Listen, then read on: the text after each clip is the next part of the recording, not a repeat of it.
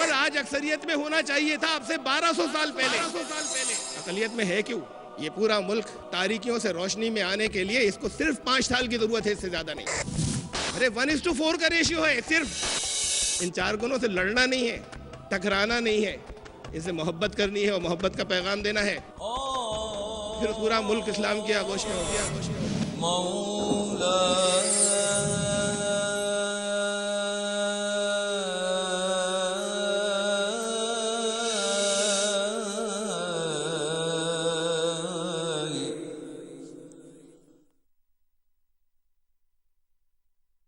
ایک بہن ہے خان صالحہ مقبول، جو ٹیچر ہیں پیشے کے لحاظ سے، وہ پوچھتی ہیں کہ ویدوں میں اگر آپ صلی اللہ علیہ وسلم کے بارے میں پیشین گوئی تھی اور وحدانیت کی تعلیم ہے تو پھر کیوں ہندو مذہب کے لوگ مورتی پوجا کرتے ہیں؟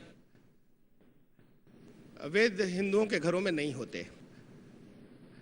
ان کو ایک زمانے سے ان کے گھروں سے نکال دیا گیا ہے اور چھپایا گیا ہے. وہ دور جو کبھی کہلاتا ہے ان کے ہاں تاریخ کے اندر ویدک کال، ویدک یگ، جب وید گھروں میں ہوا کرتے تھے، ایسے جیسے مسلمانوں کے گھروں میں ہوتے ہیں کہ پڑھتے تو ہیں لیکن انہیں معلوم نہیں اس میں کیا لکھا ہے، عربی نہیں جانتے. تو کبھی ایسا دور بھی ہوگا کہ ان کے گھروں میں تھے اور عمل نہیں کرتے تھے لیکن گھروں میں تھے. اس کے بعد ایک پورا دور آیا ہے، اسے اپنشد کال کہتے ہیں، کہ ویدوں کو روک دیا گیا، بڑے منظم انداز میں روکا گیا اور ایک نئی سیریز چلا دی گئی پوری مذہبی کتابوں کی، اپنشد. ان میں بڑی اچھی اچھی باتیں ہیں، خالص توحید ہے، اس کے اندر کہیں مورتی پوجا نہیں ہے، ان میں کہیں دیوی دیوتاؤں کی باتیں بھی وہاں پر نہیں ہیں. لیکن درمیان وہ پہلی سیڑھی تھی بگاڑ کی، جب جسے یہاں کلام الہی کہا جاتا تھا اس کو تو بند کر دیا. اب اس کے نام پہ خلاصہ جو ہے وہ ایشو کر دیا گیا، اسے دیکھ لو، تم خالی اسے پڑھ لو، وہ تمہاری سمجھ میں نہیں آئیں گے. یہ ہمارے یہاں بھی ہوتا ہے، یہ پہلے بھی ہوا تھا، پہلے زیادہ کامیابی کے ساتھ میں ہوا. سب سے پہلا جو اپنشد آیا، ایش اپنشد، وہ پورا کا پورا یجروید کا جو آخری ادھیائے ہے، 40واں ادھیائے، وہ لفظ بلفظ وہ یجروید ویسے ہی رکھ دیا گیا ہے. وہی وید جس میں توحید بالکل خالص بھری ہوئی ہے، ایک الگ نام سے رکھ دیا گیا، ایک الگ کتاب بنا کر کہ یہ ہے خلاصہ، تم اسے مان لو، باقی تمہارے سمجھنے کی ضرورت نہیں، ہم سمجھیں گے اور ہم تمہیں بتاتے رہیں گے. ایک پورا دور پھر اپنشد کال کا چلا اور پھر لوگ اس سے بھی کٹ گئے. آج وہ لوگ جس دھرم کے اوپر ہیں، آج اکثریت ان کی جس دھرم پہ ہے، جو ہندو بھائی کہلاتے ہیں، پرانوں کے دھرم کے اوپر ہے. اور بڑی عجیب بات ہے کہ یہ پران وہ ہیں کہ جو لکھے گئے تھے، یہ میں نہیں کہہ رہا، میں دعویٰ نہیں کر رہا، پنڈت شری رام شرما آچاریہ جو قریب کے دور کے شاید سب سے بڑے سناتن دھرمی ودوان یا عالم تھے، انہوں نے ایک پران کے، بھوشیہ پران کے جو پیش لفظ بھومکا کہلاتی ہے ہندی میں، اس میں لکھا ہے انہوں نے کہ مدھیہ میں، بہت ٹھیٹھ ہندی میں لکھا ہے، میں اس کو ذرا آسان زبان میں آپ کو بتاتا ہوں کہ انہوں نے لکھا کہ یہ جب دور وسطیٰ میں، میڈیول پیریڈ کے اندر، جب ایسا ہو گیا تھا کہ جو لوگ چترتھ ورن والے تھے، وہ لوگ جو شودر تھے، جب ان کو ویدوں کے سننے کی بھی اجازت نہیں رہی تھی، خدا کے کلام، اس وقت ہم نے ان لوگوں کو دھرم کیسے دیا جائے کہ چونکہ وید تو ان کو سننے نہیں دیں گے تو ان کو کیسے دھرم پہ عمل کریں، ان کے لیے ہم نے پران لکھے تھے. آج کی ٹریجڈی یہ ہے کہ ان کی زندگی، وہ جن لوگوں نے ایک پورے حصے کو انسانیت کے کاٹا تھا خدا کے کلام سے، جسے وہ خدا کا کلام مانتے تھے، اس سے انہوں نے کاٹا کہ یہ سن بھی نہیں سکتے. یہ قدرت کا انتقام ہے، آج خود ان کے گھروں سے نکل گئے. اور جو کچھ انہوں نے بنایا تھا ان لوگوں کے لیے کہ یہ ہے دھرم تمہارا، اس پر عمل کرو، تم بدھہین ورگ ہو، یعنی تم وہ لوگ ہو جو تمہارے اندر عقل کم ہے، تم اس پر عمل کرو، آج ان لوگوں کا اپنا دھرم وہی بن گیا جنہوں نے بنایا تھا ان کے لیے پران. ان کو یہ بھی بتائیں، یہ بڑی ٹریجڈی ہے اور یہ سمجھانے کی بات ہے کہ یہ گڑھی گئی تھی، یہ چیزیں جن کے لیے گڑھی گئی تھی اس کے تم بدھہین ورگ کہتے تھے، آج تمہارا اپنا دھرم یہ بنا ہوا ہے. ویدک دھرم نہیں، تو ویدوں کو تو چھپایا گیا ہے ان سے، اور بڑی کامیابی سے چھپایا گیا ہے. اب یہ اللہ کا نظام ہے کہ پھر ان کے سامنے بعض چیزیں آ جائیں.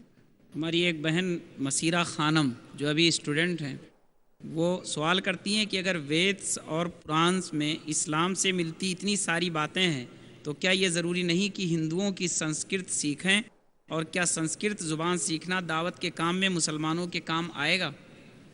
دیکھیے، میں نے ابھی عرض کیا تھا، وہ میں نے آیت پڑھی تھی اور وہ اللہ کی سنت ہے، وَمَا أَرْسَلْنَا مِن رَّسُولٍ إِلَّا بِلِسَانِ قَوْمِهِ، کہ کسی قوم کو اگر اللہ نے جب بھی کسی قوم کو اپنے راستے کی طرف بلانا چاہا تو پیغمبروں کو ان کی طرف بھیجا تو ان کی زبان میں پیغام بھیجا.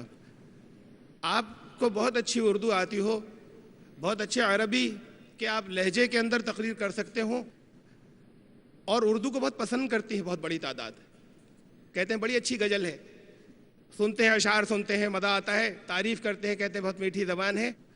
یہ اپنی جگہ پر، لیکن دعوت اثر کرتی ہے مادری زبان میں. ہم اگر ناردرن انڈیا میں اگر ہم ہندی میں بات کرتے ہیں تو دعوت اثر کرتی ہے، اگر یہاں پر آپ مراٹھی میں بات کریں تو دعوت کا اثر زیادہ ہوگا. جن کی ان سے جن کی مادری زبان مراٹھی ہو. اگر آپ گجرات میں گجراتی میں بات کریں گے تو دعوت کا اثر زیادہ ہوگا. اردو کی آپ کی چاہے جتنی تعریف کریں. اس نقطۂ نظر سے ایک اس سے بھی ان کی عقیدت ہے. اگر آپ سیکھیں تو دو فائدے ہوں گے. ایک تو آپ کو وہ چیزیں صاف ستھری آپ کی براہ راست سمجھ میں آ جائیں گی جن کے مطلب بگاڑ کر ترجمہ کیے ہوئے ہیں اور آپ سامنے رکھ سکیں گے. تو جن چیزوں کو چھپایا گیا ہے انہیں آپ نکال کر لا سکتی ہیں. ایک یہ فائدہ ہے. اور دوسری بات یہ ہے کہ ان کا ایک تعلق ہے اس سے, ایک عقیدت ہے اور محبت ہے. اس ملک کی زبان ہے پرانی, تو ان کو دعوت دینے سے پہلے محبت پیدا ہو جاتی ہے. اگر میں ذرا سی ایسی بات کرتا ہوں انہیں محسوس ہوتا ہے کہ یہ سنسکرت سے کچھ قریب ہے, تو محبت تو پہلے محبت سے ابتدا ہو جاتی ہے. دعوت کی بات تو بات کو آتی ہے. کام بہت آسان ہو جاتا ہے. شکریہ, جزاکم اللہ. محترم اسحاق صاحب جو کمپیوٹر سافٹ ویئر انجینئر ہیں, وہ لکھتے ہیں کہ برائے مہربانی بتائیے کہ ایک دہریے یعنی ناستک کو کس طرح دعوت دیں. دیکھیے, آج کے دور میں تو ہمارے لیے بڑا آسان ہو گیا ہے. کبھی یہ کہا گیا تھا, یہ انسٹرکشنز دی گئی تھی کہ اگر اللہ کے بارے میں کوئی یہ سوال کرے کہ پیچھے جائے کہ اس کو کس نے پیدا کیا, جب ہر ایک کو اس نے پیدا کیا تو اس کو کس نے پیدا کیا, تو تم چپ ہو جانا اور بحث میں مت پڑنا. کبھی یہ ہدایت بھی دی گئی تھی. لیکن یہ ہدایت ہمیشہ کے لیے نہیں تھی, یہ صرف اس وقت کے لوگوں کے لیے تھی. یہ ہدایت نہیں دی جا سکتی. جبکہ اللہ کے یہ بات علم میں تھی تو اللہ کے رسول یہ ہدایت نہیں دے سکتے. اللہ کے یہ علم میں تھی کہ وہ دور آئے گا جب کنکلوسیولی ثابت کر سکتے ہیں کہ اللہ ہے. اب دہریے کی بات وہی, دہریے ہم انہی کو شاید غالباً کہا جا رہا ہے, سوال کرنے والے نے انہی کو کہا ہے جو اللہ کو نہیں مانتے. تو بات تو وہاں سے شروع ہوگی کہ ذات باری تعالیٰ کو تسلیم کرانا ہے, اور آج ہم کنکلوسیولی ثابت کر سکتے ہیں. اس کے لیے بہرحال یہاں پر مجھے اگر سمجھانا ہو, میں نے کیا ہے بہت سی جگہوں پر, ان لوگوں کے سامنے کیا ہے جو کبھی ماننے کے لیے تیار نہیں تھے, جو اسی سوال تک جا کر اٹکتے تھے کہ پھر اس سے پہلے کون اور اس کو کس نے پیدا کیا, ان کے سامنے بھی ثابت کیا. بہت سے موقعوں پر کیا ہے, آپ بھی کر سکتے ہیں. لیکن اب وہ ٹیکنیکس جو ہیں وہ میں یہاں پر یعنی کیسے, وہ لمبی بات ہے. مجھے لگ جائے گا اس کی ایک ایک دلیل کو بیان کرنے میں 1 گھنٹہ. دلیلیں بہت سی ہیں, ایک دلیل 1 گھنٹے سے پہلے ختم نہیں ہوگی. اس کو محبت اور اس سے وہ بھی صرف ان دہریوں کو سمجھا سکیں گے جو واقعی ریشنل ہو. یہ لوگ ریشنل ہونے کی باتیں کرتے ہیں اور ریشنل ہوتے نہیں. کٹ حجتی جو کر رہا ہو, جس نے تسلیم کر لیے, طے کر لیا ہو کہ نہیں مانیں گے, انہیں تو منوا نہیں پائیں گے. لیکن جو واقعی ریشنل ہو, ماننے کے لیے تیار ہوں, ان کو منوایا جا سکتا ہے. میں پھر دوبارہ عرض کر رہا ہوں کہ اللہ کا شکر ہے, جتنا بھی سائنس جتنا آگے بڑھتی چلی جائے گی اتنا ہی اللہ کا وجود ثابت کرنا اور آسان ہوتا چلا جائے گا. اور جب اللہ کا وجود ایک ملحد کے اوپر اگر ثابت ہو جائے, عزیز کے اوپر ثابت ہو جائے, غالباً دہریہ اسی کو کہہ رہے ہیں, میں دوبارہ دہرا رہا ہوں اس کو, تو اس کے بعد پھر باقی چیزیں آسان ہو جائیں گی جب بنیادی چیز مان لی تو. شکریہ, جزاکم اللہ. یہ ایک بہن ہیں انجم, جو ابھی انٹر کی طالبہ ہیں. وہ کہتی ہیں السلام علیکم, ہمارے دائرے میں کچھ ایسی بچیاں ہیں جنہوں نے اسلام قبول کیا ہے, لیکن اکثر مسلم خاندان اور مسلم لڑکے انہیں جلدی قبول نہیں کرتے. تو اس مسلم معاشرے کے لیے آپ کیا پیغام دیں گے؟ جی دیکھیے, یہ تو پھر واقعی بہت بڑا المیہ ہے. وہ لوگ جو دعوت کا کام کر رہے ہیں, بہت تھوڑے سے چند گروپ ہیں ہندوستان کے اندر, اپنے طور پر وہ بہت کچھ کر رہے ہیں, کوشش کر رہے ہیں.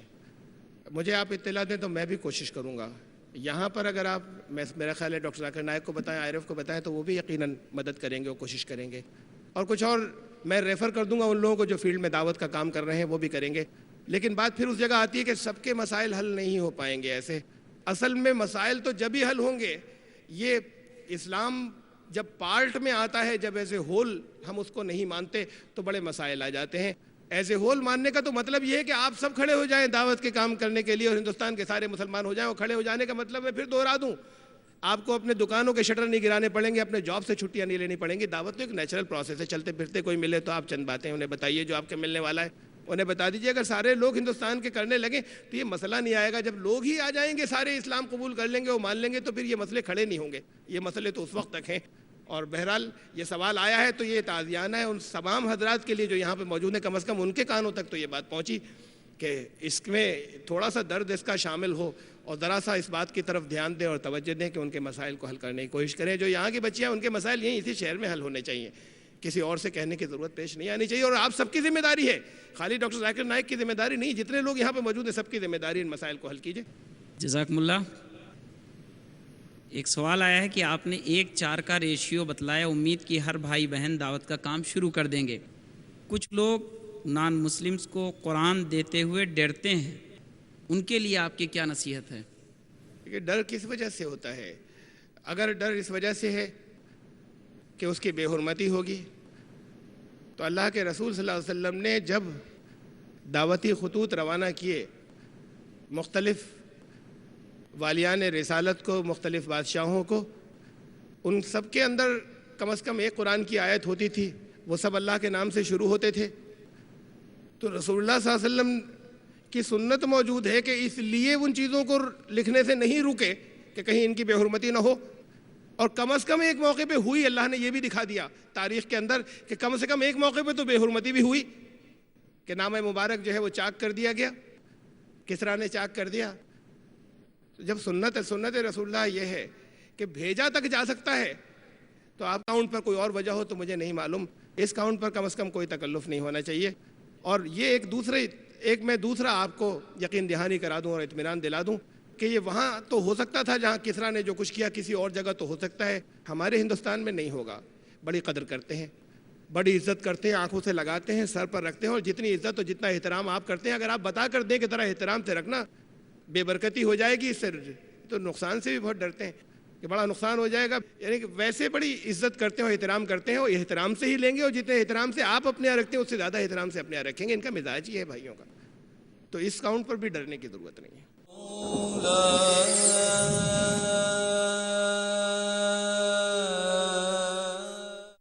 مسلمس کو قرآن دیتے ہوئے ڈرتے ہیں، یہ لکھتے ہیں السلام علیکم، آپ کا ذکر قرآن کے علاوہ زبور، توریت، انجیل میں موجود ہے کیونکہ یہ اللہ کی طرف سے نازل کردہ آسمانی کتاب ہے، لیکن ویدوں میں آپ صلی اللہ علیہ وسلم کا ذکر کیسے ہو سکتا ہے جبکہ یہ آسمانی کتاب نہیں ہے؟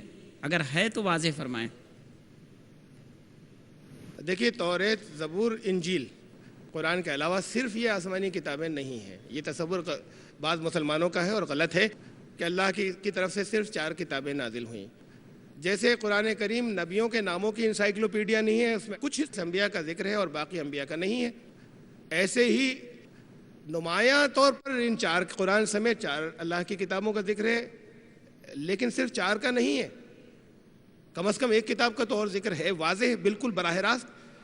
اور لوگ کہتے ہیں صرف توریت، زبور، انجیل، قرآن، اور کتابوں میں، کورس کی کتابوں میں، اسلامیات کی کتابوں میں درج ہے کہ اللہ کی طرف سے یہ 4 کتابیں آئیں۔ صحف ابراہیم کا نام کیوں چھوڑ دیتے ہیں؟ ان ھذا لفی الصحف الاولی صحف ابراہیم و موسیٰ، صحف ابراہیم ذکر قرآن میں آیا، یہ بھی تو اللہ کی کتاب ہوئی، تو صحف ابراہیم بھی اللہ کی کتاب، ایک کم از کم ایک نام تو اور آیا ہے توریت، زبور، انجیل کے علاوہ، جو لوگ مسلمانوں کا جو تصور ہے اس سے الگ۔ اور پھر اس بات کو اصولی طور پر سمجھ لیجیے، پہلے تو میں نے یہ تصحیح کی کہ خالی یہ اللہ کی کتابیں نہیں ہیں، بلکہ بہت سے اللہ کے نبیوں کے ذریعے کتابیں آئیں جن کا ذکر قرآن شریف میں نہیں ہے، اور ہو بھی سکتا ہے بعض کا۔ میں صرف ایک اشارہ یہ دوں کہ قرآن شریف میں ایک آیت ہے انہ لفی زبور الاولین، سورہ شورى میں ہے، 42ویں سورت ہے، آیت نمبر 196، انہ لفی زبور الاولین، اور اس کا ترجمہ ہے کہ یہ قرآن، ہو کی ضمیر جو ہے قرآن کی طرف بھی لوٹتی ہے اور محمد صلی اللہ علیہ وسلم کی طرف سے۔ علماء کہتے ہیں، تب مفسرین، کہ یہ قرآن جو ہے یہ تمہیں زبور الاولین میں ملے گا۔ زبور کہتے ہیں صحائف کو پلیورل میں، زبور کہتے ہیں صحیفے کو، اسکرپچر، اور زبور اسکرپچرز، صحائف، اور اولین تو کہتے ہیں سب سے پرانے کو۔ اس کا اگر بالکل لٹرل ترجمہ میں کروں ہندی میں، بالکل لفظی ترجمہ، کھینچتا نہیں، ذرا بھی نہیں ہے، صحیفے کو گرنتھ کہتے ہیں ہندی میں، اگر ہم جمع کریں صحائف گرنتھوں تو کہا جائے گا کہ یہی قرآن جو ہے تمہیں آدی گرنتھوں میں ملے گا۔ اب ایک نام اور آیا، آدی گرنتھوں میں ملے گا۔ ممکن ہے کہ آدی گرنتھ یہ ہوں، میں صرف ممکن کی بات کہہ رہا ہوں، ابھی یہ کیوں طے کر لیں کہ نہیں ہے؟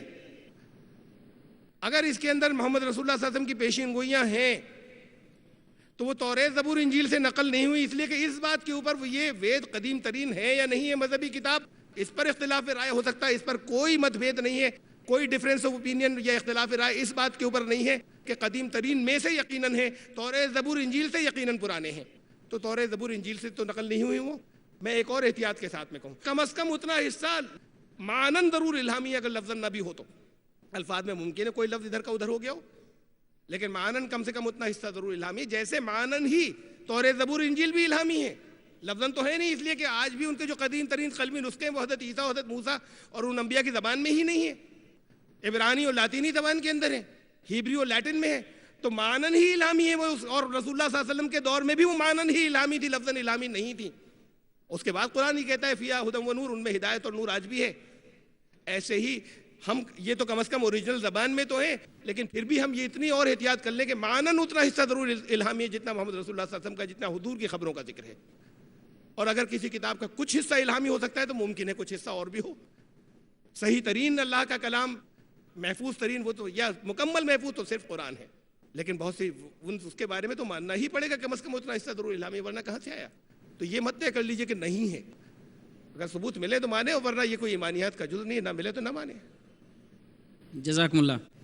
ایک بہن حاجرہ شیخ جو ابھی طالب علم ہیں، وہ کہتی ہیں کہ اگر ہم کسی غیر مسلم کو اسلام کی دعوت دیں اور قرآن کی آیتیں سنائیں تو وہ یہ کہے گا کہ کیا ثبوت ہے جو تم کہہ رہے ہو سچ ہے، کیونکہ جو باتیں تم کہہ رہے ہو اس میں سے کچھ باتیں ہماری کتابوں میں بھی ہیں، تو انہیں کیسے یہ بتائیں کہ ہمارا قرآن سچ ہے؟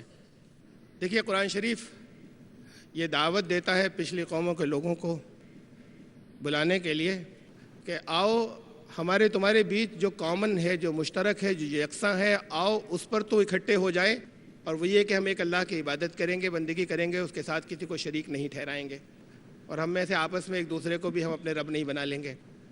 تو قرآن یہ کہتا ہے کہ کامن گراؤنڈ سے، مشترک بنیادوں سے شروع کریں، یہ قرآن کہہ رہا ہے. اور قرآن یہ کہہ رہا ہے کہ اہل کتاب سے یہ کہہ دو، مثال کے طور پر اہل کتاب یہودی اور عیسائی ہیں فرض کیجئے.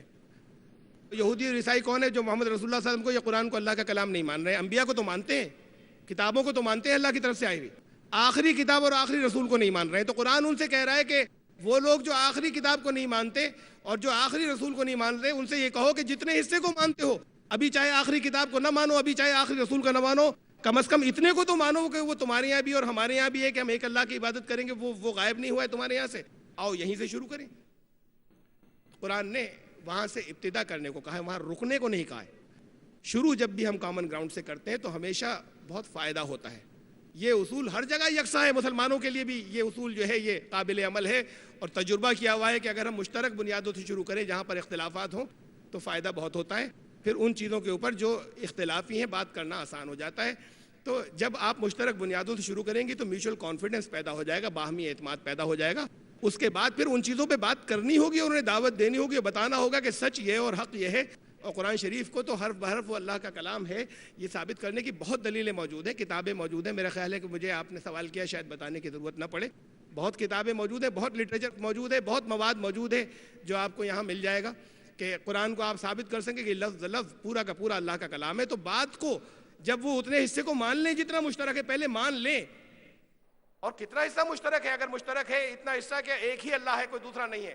اگر اتنا مشترک ہے کہ آخرت کا پورا تصور ویدوں کے اندر موجود ہے اور آواگمن نہیں ہے، یہ بڑی عجیب بات ہے. کسی ایک وید کے منتر میں بھی آواگمن کا عقیدہ نہیں، ایک میں بھی. تو اگر آخرت کا تصور موجود ہے، اگر توحید کا تصور موجود ہے، اگر رسول اللہ صلی اللہ علیہ وسلم کی خبریں موجود ہیں، اتنا حصہ مشترک ہے، اتنا جو کوئی مان لے اس کے لیے مشکل کیا ہے؟ اور آگے تو آپ کو اس کو تھوڑا سا اور بڑھانا، پہلے اتنا منوا تو دیجئے. انشاءاللہ باقی بھی آئندہ مانیں گے، اس کے بعد بتائیں قرآن خدا کا کلام ہے. یہ ثابت کرنا تو بہت آسان ہے، لیکن پہلے اتنا منوا دیجیے جسے آپ مشترک کہہ رہی ہیں. شاید آپ کو خود نہ معلوم رہا ہو کہ اتنا مشترک ہے. جزاکم اللہ ڈاکٹر صاحب. یہ تحسین جو ابھی انجینئرنگ میں ہیں، ان کا ایک سوال ہے کہ ہم جو غیر مسلمین کو اسلام کی دعوت دینا چاہتے ہیں، لیکن ہم ایسے لوگوں کو کس طرح راہ دکھائیں جو نام کے مسلمان ہیں لیکن اپنے دین سے غافل ہیں؟ دیکھیے کیسے کا طریقہ، سوال بڑا چھوٹا سا ہے، جواب بہت مشکل ہے. کیسے کا طریقہ تو میں نہیں بتا سکتا، لیکن اتنی بات ضرور ہے کہ کوشش کرتے رہیں لگاتار. یہ بھی ضروری ہے اور وہ بھی ضروری ہے، دونوں میدانوں میں کام کرنا ضروری ہے. ہاں اتنی بات ضرور سن لیں کہ جب نیا بلڈ انفیوز ہونا بند ہو جائے گا تو بیڈ بلڈ کو خالی پورا کا پورا پیوریفائی نہیں کیا جا سکتا جب تک نیا بلڈ انفیوز نہ کیا جائے. تو اصل بات یہ ہے کہ ان لوگوں کا داخلہ جو ہے وہ رک گیا، جو بہت بڑی تعداد کے اندر داخلہ ہر دور میں جاری رہنا چاہیے تھا. ان کا ایمان بڑا مضبوط ہوتا ہے، ان کے آنے سے یہ ان کو بھی بہت کمک ملتی اور بہت ان کے اوپر اچھے اثرات مرتب ہوتے. صرف وہ حصہ جب مکمل ختم ہو گیا اور صرف یہ حصہ رہ گیا کہ کیسے ان کی اصلاح کی جائے تو کام واقعی بہت مشکل ہو گیا. ایک بات. اور دوسری بات یہ کہ اصل میں دعوت اسی لیے اس ملک میں آسان بھی بہت ہے، جو میں نے کہا تھا بار بار یہ کہا کہ آسان ہے، کہ جب کسی کو یہ احساس ہوتا ہے کہ کچھ کمیاں ہیں، کچھ خرابیاں ہیں، سب کچھ ٹھیک نہیں ہے ہمارے ہاں، تو وہ ماننے کے لیے تیار ہوتا ہے. جس کے دماغ میں یہ خناس بھر جائے کہ ہمارا سب کچھ ٹھیک ہے، کسی اصلاح کی ضرورت ہی نہیں ہے، اس کی آپ اصلاح کر ہی نہیں سکتے. اب یہاں مشکل یہ ہے کہ بہت سے گروہ اور بہت سے گروپ ہیں اور وہ ہر گروپ یہ سمجھتا ہے کہ ہم حق پر ہیں اور باقی سب جتنے بھی ہیں ہم فرقہ ناجیہ ہیں اور باقی سب جتنے ہیں وہ جہنمی فرقے ہیں. ہر ایک ہی سمجھتا ہے کہ ساری باتیں ہماری حق ہیں، باقی سب کی سب باطل ہیں. اصل بات تو یہ ہے کہ پہلے یہ بھی ذہن بننا پڑے گا کہ شاید کچھ کمیاں ہمارے پاس بھی ہوں، پھر آپس میں ہم بیٹھیں تو ہمارے جب اگر یہ حصہ ختم ہو جائے گا تو پھر ہمارے بزرگ ہمارے بڑے جو ہیں وہ شاید امت کی بہت زیادہ اصلاح کر سکیں گے، ابھی اتنی نہیں کر پا رہے ہیں۔ اور یقیناً پھر یہ بات اپنی جگہ پر ہے کہ ان کا داخلہ اگر آنے والوں کا لگاتار جاری رہے گا اس سے بہت فائدہ ہوگا۔ اس وقت تک جب تک یہ دونوں باتیں نہیں ہوتی، جتنا آپ کے بس میں ہو وہ کہ کوئی طریقہ یا ٹیکنیک تو اس کے لیے متعین نہیں کی جا سکتی، درد کے ساتھ میں کوشش کے ساتھ میں اللہ تعالیٰ قبول فرمائے، کوشش کرتے رہیں۔ بہرحال اصلاح کی گنجائش یقیناً کم ہے، کریں ضرور، اصلاح کرنی لازم ہے۔ جزاکم اللہ احسن الجزا۔ ہم سب تہ دل سے آپ کے مشکور ہیں کہ آپ نے نہایت والہانہ اور دردمندانہ انداز میں ہم سب کو مخاطب کیا اور سوالات کے جوابات دیے۔ حضرات، ہم آپ کی طرف سے بھی شکریہ ادا کرتے ہیں جناب سید عبداللہ طارق صاحب کا، اور جیسا کہ آپ کو معلوم ہے کہ آپ کا تعلق شہر رامپور سے ہے، ہم انہیں الوداع کہتے ہیں اور آپ سب کے شکریہ کے ساتھ اس اجلاس کے اختتام کا اعلان کرتے ہیں۔ حضرات، آپ سب کی طرف سے ڈاکٹر صاحب کے لیے دعائیں ہونی چاہیے کہ ان کا مشن جاری رہے، اور یہ مشن جو لوگوں کو اندھیرے سے اجالے کی طرف لانے والا ہے، اس مشن میں اللہ تبارک تعالیٰ ڈاکٹر صاحب کی مدد فرمائے اور آپ کو صحت و سلامتی سے نوازے۔ والسلام علیکم ورحمۃ اللہ وبرکاتہ۔